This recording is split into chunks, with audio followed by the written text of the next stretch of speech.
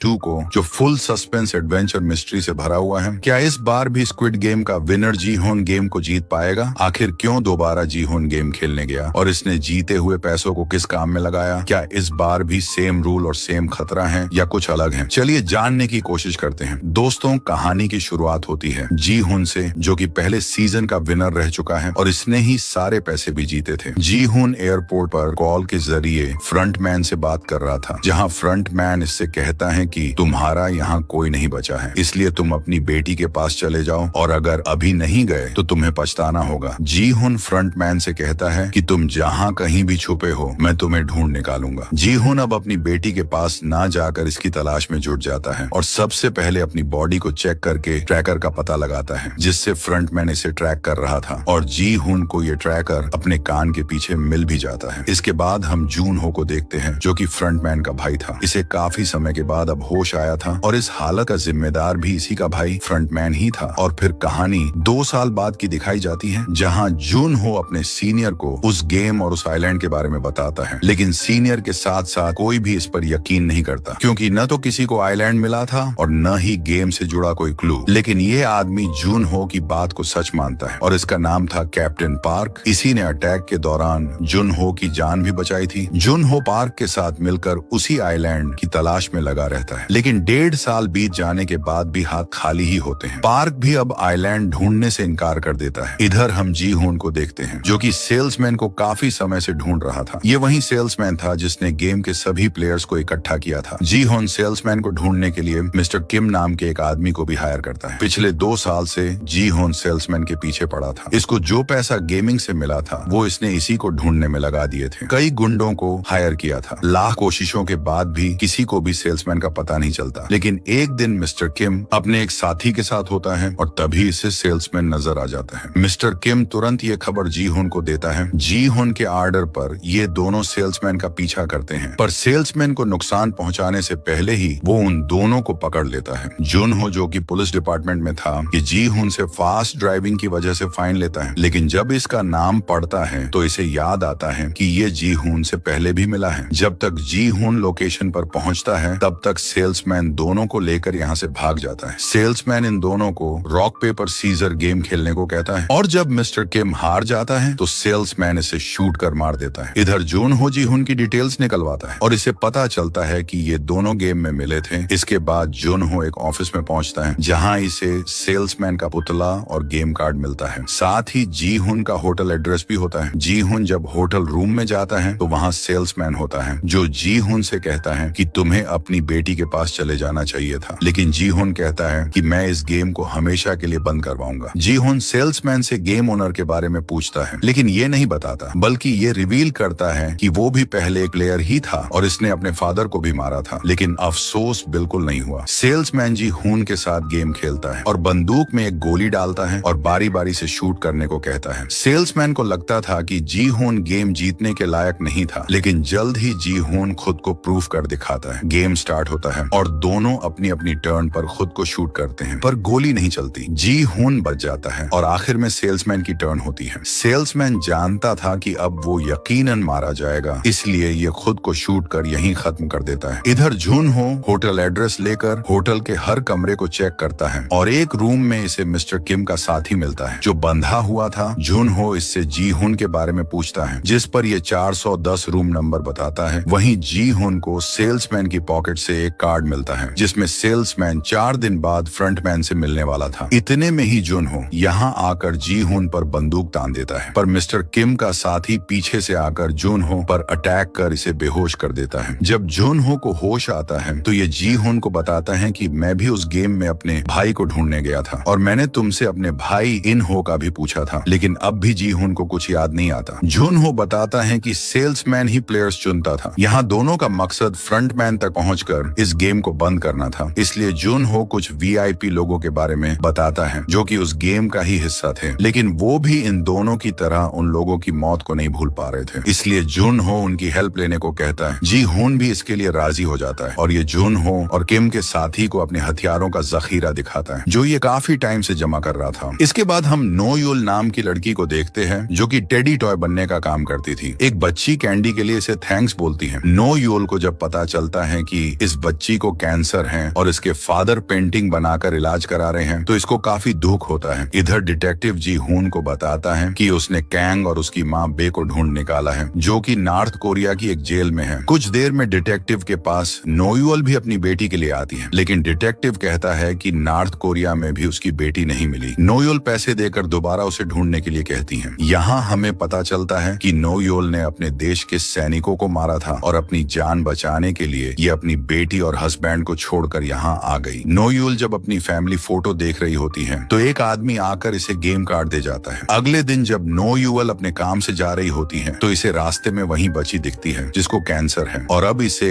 Ambulance से hospital ले जाया जा रहा था। डॉक्टर इस बच्ची के फादर को ऑपरेशन के लिए पैसे जल्द से जल्द जमा करने को कहते हैं और ये बात नोयुअल भी हॉस्पिटल में सुन लेती है और बच्ची से मिलती है जिसमें इसे अपनी बेटी की झलक दिखती है। इधर हम जुन हो और उसकी मदर को देखते हैं। मदर इन हो को याद करती हुई कहती है कि इन हो अब हमसे रिश्ता नहीं रखना चाहता है क्योंकि वो इनका सौतेला बेटा था, लेकिन वक्त पड़ने पर इन्होंने जून हो को अपनी एक किडनी देकर जान बचाई थी। लेकिन जब उसकी बीवी बीमार पड़ी थी तो पैसों का इंतजाम नहीं हो पाया और वो मारी गई। इस पर जून हो कहता है कि अगर वो मुझे किडनी नहीं देता तो शायद उसकी बीवी जिंदा होती। वहीं दूसरी तरफ हम जी हुन को देखते हैं जो अपने दांत में जीपीएस फिट करवा रहा था ताकि इसके साथी इसे आसानी से कभी भी ट्रैक कर सके। सेल्समैन के उस डेट कार्ड के मुताबिक जी हुन क्लब में फ्रंटमैन से मिलने जाता है जहाँ एक गार्ड आकर इसे अपने साथ ले जाता है। जब जून हो क्लब में आता है तो वू सेओक बेहोश होता है। स्विंग हो ट्रैकर की मदद से जी हुन को ट्रैक करते हुए उसे फॉलो करता है। जी हुन को जिस कार से ले जाया जा रहा होता है उसमें फ्रंटमैन भी वॉइस कॉल सिस्टम से इससे कहता है कि तुम्हें पैसों से अपनी बेटी के पास जाकर मजे करने चाहिए थे, लेकिन जी हुन इससे मिलने के लिए कहता है और साथ ही इस गेम को बंद करने के लिए इंसिस्ट करता है। पर फ्रंटमैन कहता है कि इसे लोग अपनी मर्जी से खेलते हैं। साथ ही ये भी बताता है कि जो लोग अपनी लाइफ से हार चुके होते हैं वही इस गेम को खेलते हैं और जब तक ये दुख चलेगा तब तक ये गेम भी चलता रहेगा। इधर जुन हो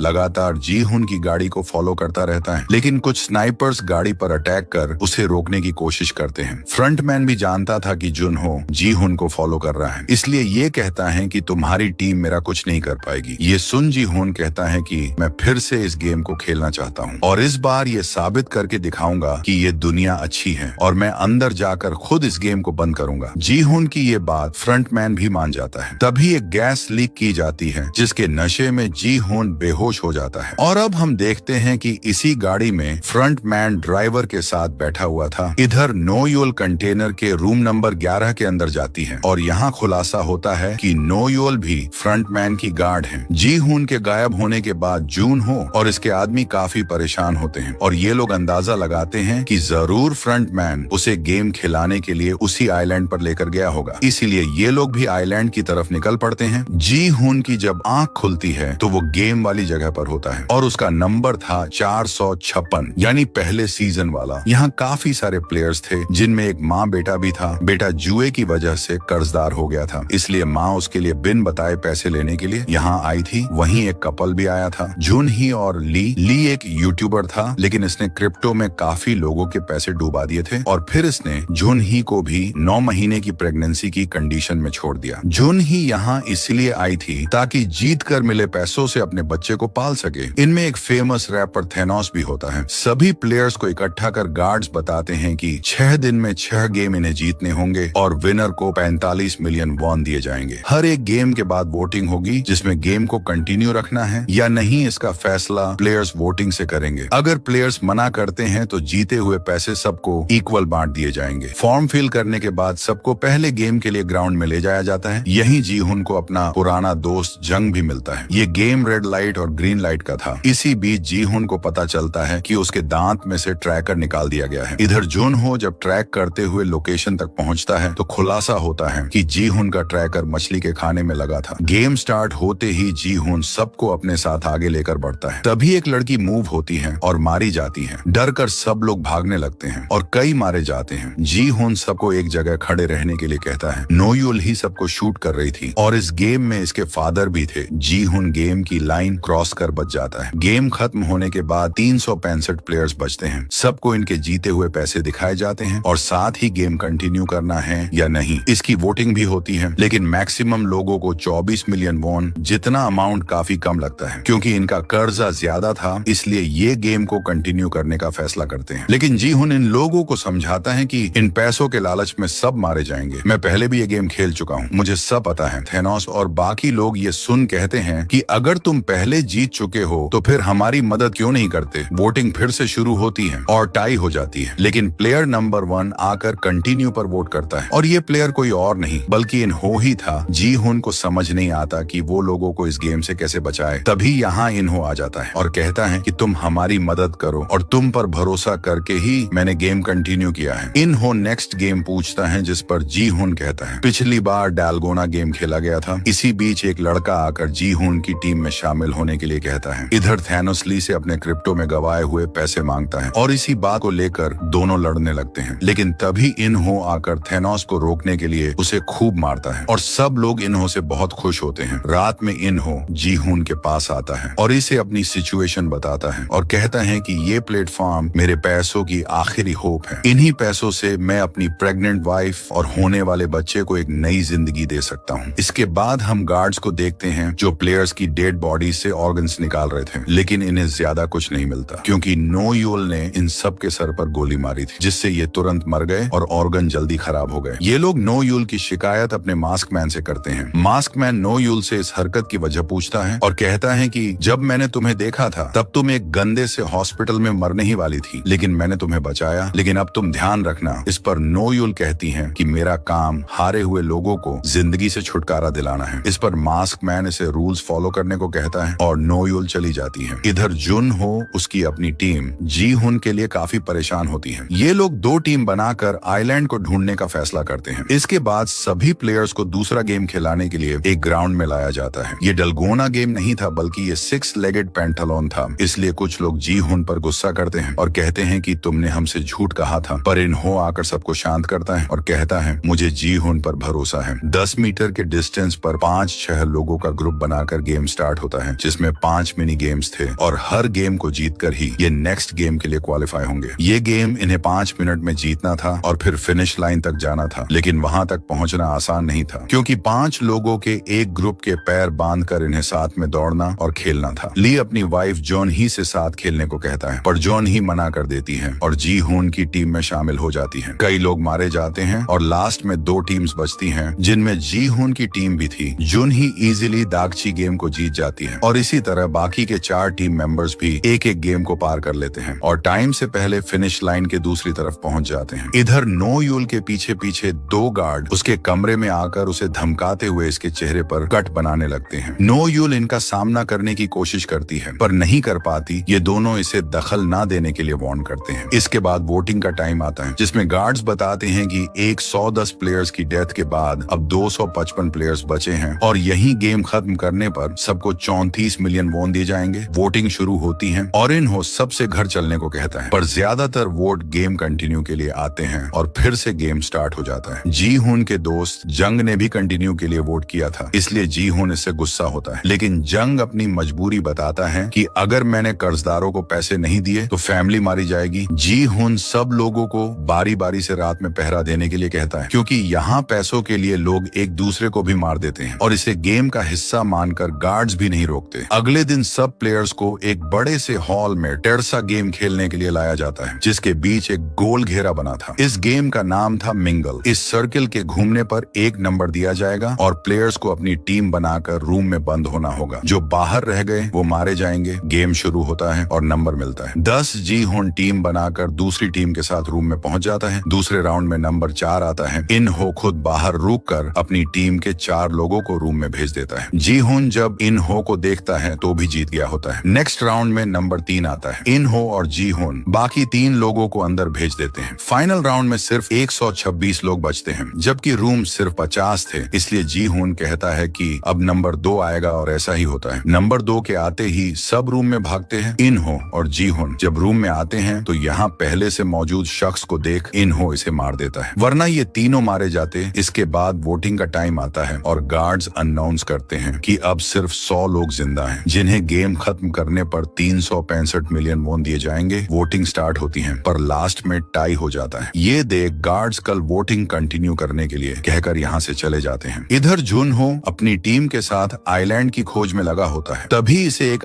आइलैंड पर एक डोर दिखता है और ये टीम के साथ यहीं जाने का डिसाइड करता है। जैसे ही पूरी टीम डोर की तरफ अपने कदम बढ़ाती है, एक जोरदार ब्लास्ट हो जाता है जिसमें एक शख्स मर जाता है जबकि एक घायल होता है। ये देख जुनहो सबको मोबाइल रेडियो न यूज करने को कहता है क्योंकि दुश्मन ने इन्हें ट्रैक करके ही ये जाल बिछाया था। जी हुन नोटिस करता है कि इस बार खाने के साथ फोर्क भी वेपन के तौर पर दिया गया है ताकि लोग एक दूसरे को खत्म कर सके। इधर ली और थानोस में फिर से लड़ाई हो जाती है और ली थानोस को मार देता है। ये दोनों अलग अलग टीम्स के थे, इसलिए दोनों टीम्स के बीच भी लड़ाई होने लगती है। पर जी हुन सबको बताता है कि ये लोग हमें रात को मारने की तैयारी कर रहे हैं, इसलिए हमें गेम वालों को मारना होगा। फ्रंटमैन जो ऊपर बैठा है उसे खत्म करना होगा। जी हुन कहता है कि हमें रात में छुपकर गार्ड्स के नीचे आने का वेट करना होगा और फिर उन पर हमला करना होगा। रात में दोनों टीम्स एक दूसरे को मारने लगती हैं, पर जी हुन की टीम उसके साथ छुपकर अपनी जान बचाती है और गार्ड्स के आते ही उन पर हमला कर उन्हें मार देती है। लेकिन जी हुन एक गार्ड को न मारकर उससे फ्रंटमैन तक पहुंचने का रास्ता पूछता है और हेडक्वार्टर में जाकर सबको खत्म करने को कहता है। जी हुन और जंग कंट्रोल रूम में जाते हैं जबकि कुछ लोग गार्ड्स को रोकते हैं। इधर जी हुन और जंग कंट्रोल रूम तक पहुंच तो जाते हैं पर गोलियां खत्म हो जाती है और ये इन हो को गोलियां लाने को कहते हैं। इन हो के साथ जी हुन पीछे के रास्ते से घुसकर सबको मार देता है। इधर गोली खत्म होने की वजह से सभी प्लेयर्स खुद को गार्ड्स के सामने सरेंडर कर देते हैं और सब लोग मारे जाते हैं। गोलियां खत्म होने की वजह से जी हुन और जंग भी सरेंडर कर देते हैं।